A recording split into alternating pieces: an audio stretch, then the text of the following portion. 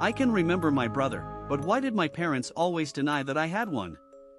I'm finally holding in my hand a photograph which, after years of searching, offers proof, perhaps the only existing proof, that I had a brother. My memories of him are vague, but I have too many memories for me to be mistaken. I was a very sickly child, and for the first few years of my life I was rarely allowed to play outside, so I didn't mix with other kids. It was just me and my brother. We even shared a bedroom. And my brother was even sicklier than me. So thin and pale that in my memories and dreams, for I dream about him often, his skin was practically the color white. I'm pretty sure that he needed regular blood transfusions from me. This is one of my clearest memories of our all too brief time together. He needed these to stay alive. He called me blood brother. But weirdly enough, my parents have always insisted that I was an only child. It's strange that I can't remember his name, too. But he was always around, until I was maybe the age of 5.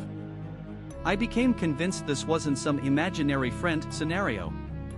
I'm sure I recall him coming along on family outings to theme parks and carnivals, though he had to be careful as he burned very easily in the sun.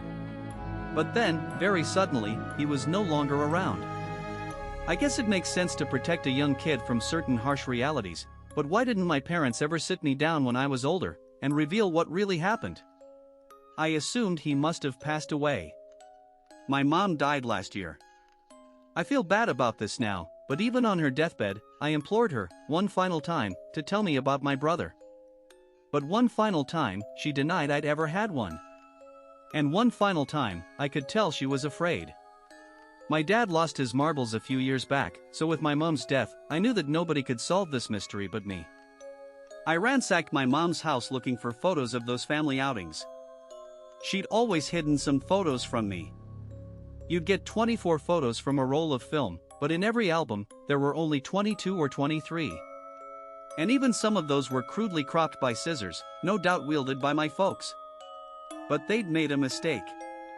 On a single cropped photo, the one I'm holding now, the one I've been staring at, transfixed, for hours, they snipped away my brother, but left his arm, across my shoulder. It's one of the few photos of myself where I'm not wearing my silver crucifix around my neck. My parents always made me swear to never, ever, take it off, but sometimes young kids just forget. I look very pale in the photograph, but my brother's arm is even paler. In fact, it looks like bone. His thin fingers are embedded into my flesh like 5 hypodermic needles.